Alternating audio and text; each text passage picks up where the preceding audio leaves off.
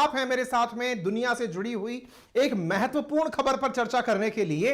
Russia और America जिस तरह से एक दूसरे के साथ में एक दूसरे की आड़ में युद्ध की भूमिका में लगातार लगे हुए हैं, इस बार उन दोनों की शत्रुता को बढ़ाने की शुरुआत की है रूस ने खुद की तरफ से। ऐसा क्या कर दिया रूस ने अमेरिका के साथ अपनी एक ऐसी संधि को तोड़ दिया है जो अब तक दुनिया को बहुत ज्यादा तसल्ली दिया करती थी कि चलो अच्छा है, इन दोनों ने एक दूसरे के दुश्मन होने के बावजूद भी एक दूसरे के साथ एक एग्रीमेंट किया हुआ है कि हम दोनों को तंग नहीं करेंगे और दुनिया को हमारी वजह से परेशान नहीं करेंगे। दुनिया की इन दो बड़ी महाशक्तियों ने जो एक दूसरे के साथ में दुनिया को बहुत बड़ा विश्वास दे रखा था, वो संधि जिसके तहत ये एक दूसरे से कहा करते थे कि तुम हमारे परमाणु हथियार आकर चेक कर लो, हम तुम्हारे परमाणु हथियार आकर चेक कर लेंगे, एक लिमिट से ज्यादा न्यूक्लियर वेपन नहीं बनाएंगे, एक लिमिट से ज्यादा इंटरकॉन्टिनेंटल बैलिस्टिक मिसाइल नहीं बनाएंगे। इन दोनों देशों ने एक दूसरे के साथ लंबे समय से 1991 से जो एग्रीमेंट कर रखा था वो आज आकर टूट गया है। एक ऐसा एग्रीमेंट टूटा है जिसकी वजह से दुनिया भर के अंदर जो परमाणु हथियार निशस्त्रीकरण के लिए प्रयास करने वाली संस्थाएं हैं, या फिर नाटो है या अमेरिका है या यूरोपियन वर्ल्ड है, जो भी एक तरह से रूस को अब तक परमाणु हमले के लिए सबसे बड़ी चिंता मानता था, वो और ज्यादा चिंतित हो गया है कि इसका सीधा सा अर्थ यह है कि रूस अपने द्वारा परमाणु हथियारों के उपयोग के लिए अब और ज्यादा खुली तरीके से आजाद हो गया है। आज के सेशन में चर्चा के दौरान आपको बताएंगे इस पूरी घटना का इतिहास, इसके साथ साथ कब क्या कैसे हुआ, सारी बातें आज के सेशन में बताएंगे। आप सबसे गुजारिश है कि एक बार जल्दी से इस सेशन को साझा कर दीजिए, अपने सभी साथियों को लाइव आने का इन्विटेशन भेज दीजिए। तभी तो कहा जा रहा है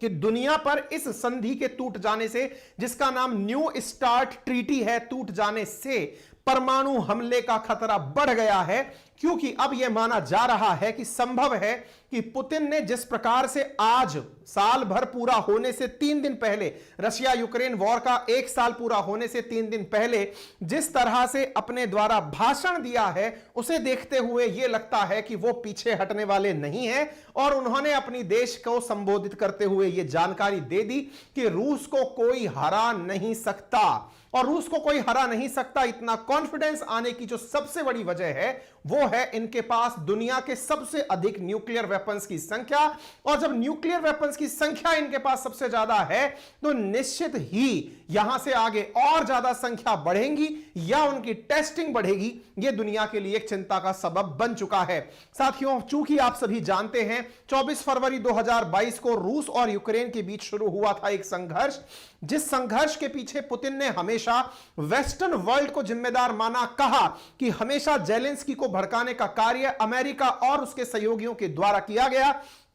यूक्रेन को अपने नाटो अलायंस में मिलाने के लिए, पुतिन के खिलाफ भड़काने के लिए उपयोग में लिया गया। तभी तो हाल ही के समय पर आप सभी को मालूम होगा, हमने अपने दूसरे चैनल जिसका नाम रियल न्यूज एंड एनालिसिस है, वहां पर 20 फरवरी के दिन एक सेशन आपसे साझा किया था जिसमें बताया था कि रूस और यूक्रेन के जंग की जो पहली बरसी होने जा रही है 24 फरवरी को, उससे 1 दिन पहले ही, उससे 4 दिन पहले हाल ही में बाइडेन जेलेंस्की से मिलने यूक्रेन पहुंचे थे। अब जब बाइडेन जेलेंस्की से मिलने यूक्रेन पहुंच चुके हैं, इसका मतलब एक तरफ से यह बहुत क्लियर है कि यूक्रेन के साथ साथ पूरा वेस्टर्न वर्ल्ड जिस तरह की सॉलिडरिटी दिखा रहा है, पुतिन से उम्मीद की जा रही थी या तो वो कुछ ऐसा बयान देंगे जो कि युद्ध में शांति के छींटे डालेगा और या फिर इस घटना को और बढ़ाएगा। फिलहाल के लिए पुतिन ने जो अपना आज भाषण दिया है वो इस पूरे वेस्टर्न वर्ल्ड की मेहनत पर पानी फेरता हुआ दिख रहा है, क्योंकि इस समय पर लगातार जेलेंस्की के द्वारा फ्रांस की, यूके की, यूरोपियन यूनियन की जो यात्राएं की गई या अमेरिका की जो यात्राएं की गई, साथ में ही दुनिया भर के राजनेताओं के द्वारा यूक्रेन की जो यात्राएं की गई, वो ये दिखाने के लिए थी कि हम यूक्रेन के साथ हैं, रशिया को धमकाने के लिए पर्याप्त हैं। लेकिन रूस इन सभी प्रभावों से